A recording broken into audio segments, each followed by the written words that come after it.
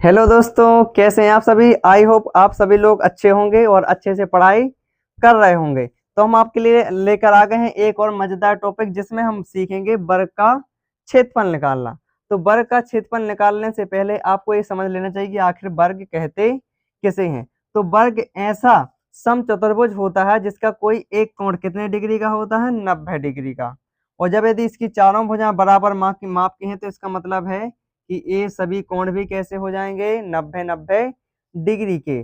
और इसकी चारों भुजाएं कैसी होती हैं, बराबर माप की होती हैं।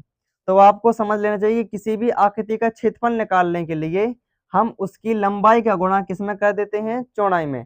लेकिन मजेदार बात यह है कि इसकी लंबाई भी वैसी है और चौड़ाई भी वैसी की वैसी है। जैसे यदि मान के चलते हैं हमारे पास वर्ग की एक भुजा की लंबाई यदि 2 सेंटीमीटर है, तो इसकी सभी भुजाओं की लंबाई भी कितनी होगी, 2-2 सेंटीमीटर होंगे।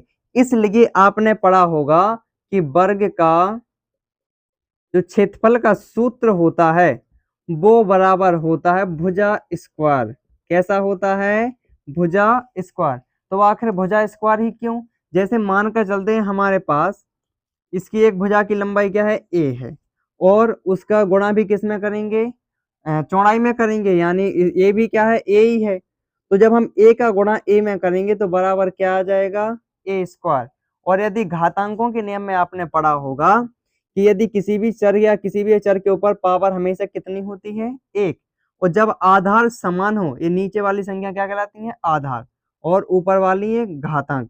तो जब आधार समान हो, वो गुणा में हो, तो उसकी घातांकें जुड़ जाती हैं, यानी एक और एक कितना हो जाएगा, 2। इसलिए वर्ग का क्षेत्रफल निकल कर आ जाता है भुजा स्क्वायर। चलिए अब हम एक इसका प्रैक्टिस क्वेश्चन कर लेते हैं कि इसका आंसर कैसे निकलेगा। तो यहाँ पे क्वेश्चन दिया है, एक वर्ग की भुजा की लंबाई 8 सेंटीमीटर है, तो इसका क्षेत्रफल क्या होगा।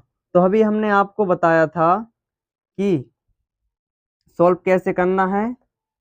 तो यहाँ पे दिया, यहाँ पे लिखना है वर्ग की भुजा की लंबाई कितनी है, 8 सेंटीमीटर। और यहाँ पे चूंकि का चिन्ह लगाकर लिखेंगे कि वर्ग का क्षेत्रफल, वर्ग का क्षेत्रफल बराबर क्या होता है, भुजा स्क्वायर।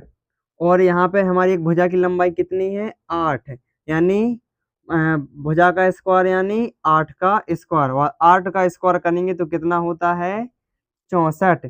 या फिर 64 कैसे आया है, तो 8 की पावर 2 का मतलब होता है 8 का गुणा 8 में करना। और जब हम 8 का गुणा 8 में करेंगे तो आ जाएंगे 8 अठैयन 64, और यहाँ पे आ जाएगा सेंटीमीटर स्क्वायर।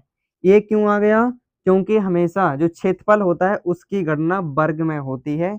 इसलिए हमारा सही आंसर होगा 64 वर्ग सेंटीमीटर। यदि आपको ये वीडियो अच्छा लगा हो तो वीडियो को लाइक करें, चैनल को सब्सक्राइब करें और साथ में ही अपने दोस्तों के साथ शेयर करें।